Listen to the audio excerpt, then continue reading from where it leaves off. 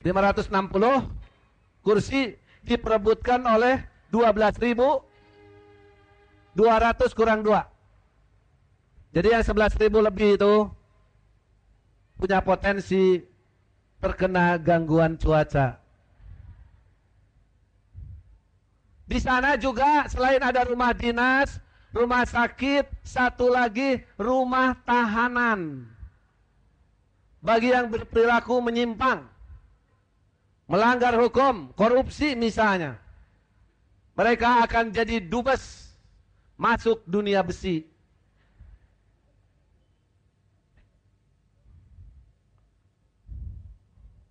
Ada juga yang kecewa karena persoalan ekonomi. Karena kebijakan ekonomi sejak awal merdeka sampai sekarang masih tetap lebih berpihak kepada kaum kapitalis, kepada perusahaan-perusahaan asing, ketimbang kepada masyarakat banyak. Di pikiran rakyat, saya baca beberapa waktu yang lalu, pasar tradisional tingkat kecamatan di Jawa Barat, pasar tradisional Bu, di kecamatan, yang sudah sepi, tutup, bangkrut, sudah lebih dari 100 pasar. Kenapa? Kalah bersaing dengan pasar-pasar modern yang semakin menjamur. Mulai dari hipermart, supermart, mall, plaza, sampai minimart yang sudah masuk ke kampung-kampung. Bapak Ibu Iwatu Iman bisa lihat, begitu ada minimart berdiri, maka warung-warung kecil sekelilingnya tutup, sepi, kalah bersaing. Sementara yang punya mat itu adalah kaum kapitalis, orang-orang bermodal besar. Kalau kebijakan ini terus berlangsung, akan semakin banyak rakyat Indonesia yang miskin. Atau ada juga yang kecewa karena kebijakan hukum. Macam saudara-saudara kita yang jadi korban lumpur panas Lapindo, misalnya di Sidoarjo, sudah 3 tahun persoalannya belum selesai-selesai. Kemungkinan besar mereka golput itu karena kecewa.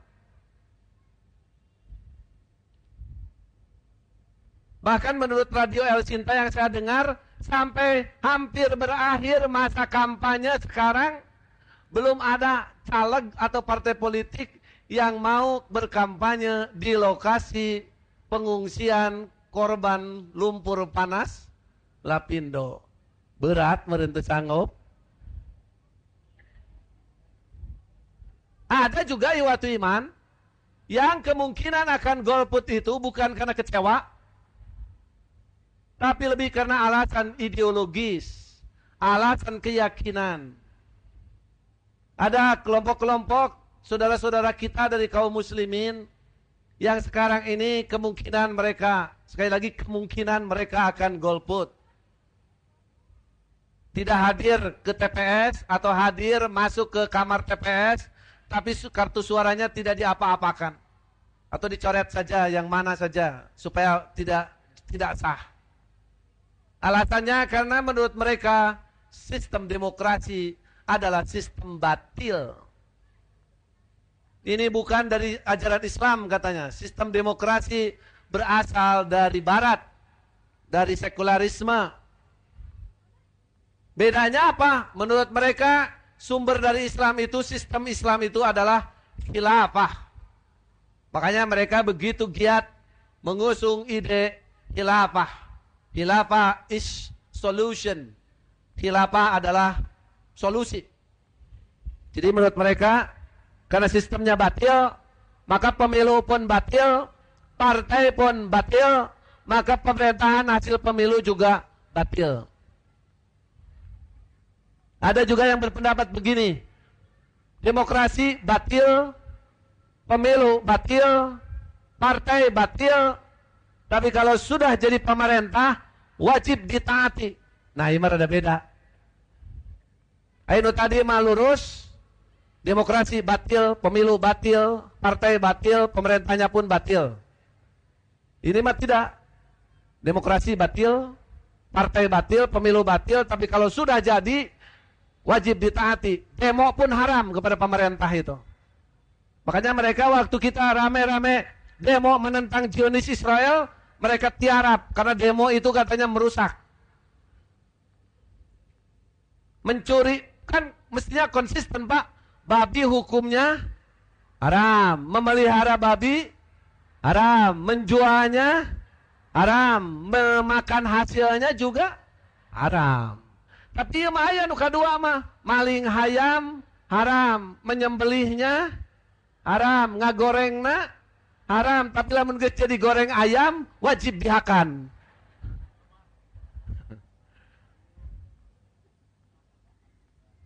Para ikhwatu iman, saya kira kita juga sama memiliki pendapat bahwa sistem demokrasi bukanlah sistem terbaik. Kita juga tahu bahwa sistem demokrasi itu berasal dari paham sekuler. Dalam sekuler itu agama tidak boleh dibawa-bawa ke wilayah kehidupan bermasyarakat, berbangsa, bernegara. Agama itu menurut paham sekuler tempatnya hanya di masjid buat umat Islam, di gereja buat orang Katolik dan Kristen, di candi dan di pura buat orang Buddha dan Hindu. Tidak boleh katanya dibawa ke gedung DPR. Tapi yang unik di Indonesia malah, di Indonesia itu menganut sistem demokrasi, demokrasi liberal malah. Pemilu itu bukan hanya milih presiden dan anggota DPR, tapi sampai gubernur, terus bupati, wali kota, sampai ke kepala desa. Tapi unik di Indonesia mah, negara demokrasi, demokrasi berasal dari sistem sekuler, tapi di Indonesia ada undang-undang zakat, undang-undang haji, undang-undang wakaf, undang-undang peradilan agama, bahkan sekarang ada undang-undang perbankan syariah. Padahal Pak, di dalam sistem sekuler itu haram ajaran agama masuk menjadi undang-undang. Tapi kenapa di Indonesia bisa? Karena di negara ini masih ada kekuatan-kekuatan partai Islam. Dan ada anggota-anggota DPR yang masih memiliki keberpihakan, kepedulian terhadap ajaran Islam. Memang di Amerika mah Pak, partainya cuma dua. Partai Demokrat dan Republik. Ideologinya sama, sekuler. Jadi bagi kaum muslimin, siapapun yang menang di Amerika, dua-duanya tidak menguntungkan. Tapi di Indonesia, partai-partai itu ideologinya rupa-rupa. Ada yang berideologi Islam, ada yang berideologi Kristen. Partai berideologi Islam renyek di urang. Wah, seberapa partai mah. Jadi kulantaran loba teuing tetap aja lemah. Kalaupun ada partai Islam yang satu suaranya naik, sebenarnya itu kanibal saja, merebut suara partai Islam yang lain. Nu ieu naik, nu ieu turun, nu ieu ngagendutan, nu ieu ngabegengan. Sebenarnya cuma pindah kotak aja, pesakna teh gitu. Belum mampu partai-partai Islam yang suaranya banyak sekarang itu merebut suara dari masa mengambang, dari masyarakat sekuler, acuh tak acuh terhadap agama. Ada yang Kristen, PDS misalnya. Malah yang lebih prihatin, Mapa sekarang ini hampir semua partai membuka diri, silahkan orang Kristen juga jadi caleg di partai Islam kami. Karena partai kami terbuka. Bagi bingung we urang teh. Kemudian yang paling dominan di negeri ini adalah partai-partai berideologi sekuler. Dengan beragam istilah, ada yang berideologi Pancasila, ada yang berideologi Marhainisme, ada yang berideologi sosialisme, ada yang berideologi ajaran Bung Karno dan sebagainya. Tapi insya Allah kita sudah tahulah mana yang memiliki ideologi yang berbeda itu. Walaupun pada akhirnya kita juga sering bingung. Padahal antara Islam, Kristen, dan sekuler itu patojaiyah itu bertolak belakang. Tapi karena kekuasaan yang dikejar, partai-partai Islam juga akhirnya membangun koalisi dengan partai-partai yang sekuler. Itu yang sering membuat kita kaget. Tapi begini sajalah sekarang. Saya sebagai seorang dai mengajak kepada para ikhwatul iman untuk tidak golput. Sebab ingat, tadi di awal saya sudah mengingatkan, kalau yang duduk di lembaga-lembaga legislatif, di DPRD atau di DPR, adalah orang-orang, pihak-pihak yang kurang berpihak terhadap Islam, maka kita bisa membayangkan DPRD itu adalah policy maker, policy decision, pembuat kebijakan, pembuat keputusan. Jangan sampai kebijakan mereka merugikan kita. Ingat, di dalam sistem demokrasi ada yang istilah disebut one man, one vote, one value. Satu orang, satu suara, satu nilai. Di demokrasi mah bu, suara kiai haji sareng suara WTS teh sarua nilainya teh hiji. Suara profesor, doktor, jeung buta huruf teh sami seberhiji. Hiji untuk penerima profesor tilu nilainya teh hiji anger. Oleh sebab itu satu suara milik kita menjadi sangat berarti untuk menentukan kebijakan dan arah negara dan bangsa ini. Bu, di Yogyakarta sudah ada simulasi misalnya. Sabaraha menit saurang mencontreng itu di dalam bilik suara itu.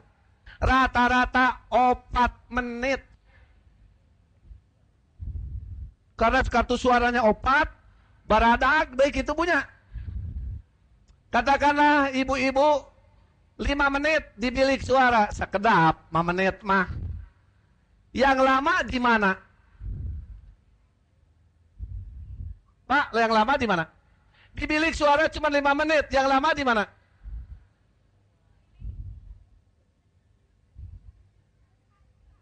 Pak, di mana? Yang lama adalah nanti di hadapan Allah. Payunan Gusti Allah nu lami mah mempertanggungjawabkeun nah milih si eta. Ada sahabat bertanya kepada Rasulullah, "Ya Rasulullah, mata sa'ah?" Rasulullah, kiamat itu kapan? Cek Rasulullah, "Wa ma'adat talaha." Nanyakeun kiamat weh. Emang kamu sudah siap apa gitu? Kalau kiamat terjadi nanti sore, apa yang sudah kamu siapkan? Orang itu menjawab, "Hubbullaha wa rasulahu." Saya sudah menyiapkan diri dengan mencintai Allah dan Rasulnya. Kalau kiamat nanti siang terjadi, saya sudah siap menghadapinya. Karena saya sudah mencintai Allah dan Rasulnya. Rasulullah kemudian bersabda, "Anta ma'a man ahbab." Kamu nanti di akhirat akan bareng dengan orang-orang yang kau cintai. Kalau kamu mencintai Rasul, di akhiratnya bareng dengan Rasul. Jangankan di akhirat, di dunia kayak gitu, Pak. Anak-anak kita senang kepada boneka, tidur dengan apa? Dengan boneka. Bapak-bapak yang senang mancing, anu ngajajar di imahna naon? Jejer. Nu diobrolkeun naon? Epan. Bapak-bapak yang senang badminton yang bergantungan apa? Raket. Jadi di dunia juga kita itu akan bersama-sama dengan apa yang kita cintai. Jadi kalau ibu-ibu nanti mencintai Ibu Mega, di akhiratnya dengan gitu. Kalau bapak-bapak senang dengan Gus Dur, di akhiratnya dengan gitu lah, mangga pada milih saha. di akhirat gitu. Di mana Ustaz di akhiratna? Kumaha engke di ditu nama. Kumaha amalna nah di surga nah di neraka tergantung amalnya. Oleh sebab itu jangan asal pilih, malah diri salah. Nah, di majalah Risalah yang sekarang ini ada kajian mengenai pemimpin harapan umat. Saya juga menulis awas caleg busuk, kayaknya telebanu buruk. Silahkan apa yang dimaksud dengan caleg busuk dibaca di sana. Tapi yang jelas di nomor 6 di makalah Nabi sudah mengingatkan manista'mala rajulan. Kembali ke makalah, Bu. Barang siapa yang memilih seseorang menjadi pemimpin ala isobatin, atas dasar ta'assub, ada juga yang mengartikan pada sebuah kaum. Wa fihim man huwa ardallah. Padahal di antara calon pemimpin itu ada orang-orang yang diridhoi Allah. Lebih diridhoi oleh Allah. Faqad khanallaha, maka ia telah berkhianat kepada Allah wa rasulahu, dan khianat kepada rasulnya, wal mu'minin, dan kepada orang-orang beriman. Jadi jangan asal ganteng, jangan asal cantik. Di kita ada tren yang dipilih itu artis karena setiap hari ketemu di TV atau ngasih duit atau barang. Nah, saya di sini memuat catatan fatwa MUI soal pemilu. Hasil ijtima ulama di Padang Panjang tanggal 24-26 Januari 2009. Yang oleh media massa disimpelkan. Katanya MUI mengharamkan golput. Padahal tidak sesederhana itu. Di poin 4, fatwa MUI berbunyi, memilih pemimpin yang beriman dan bertakwa. Nah, dengan kata ini saja orang kafir tidak boleh dipilih. Jujur. Nah, ini penting. Dalam kurung sidik tanpa amin. Pilih Pak Hili. Memang susah cari yang jujur itu, Bu. Yang ngaku jujur mah banyak. Sekarang juga jujur, bersih. Banyak yang ngaku mah. Tapi apakah benar? Itu baru pengakuan. Atau janji kampanye biasanya omdo. Omong doang. Terpercaya, amanah, aktif dan aspiratif dalam kurung tabligh. Sebab selama ini ada juga kan bupati, wali kota, gubernur yang kalau terpilih itu hanya mementingkan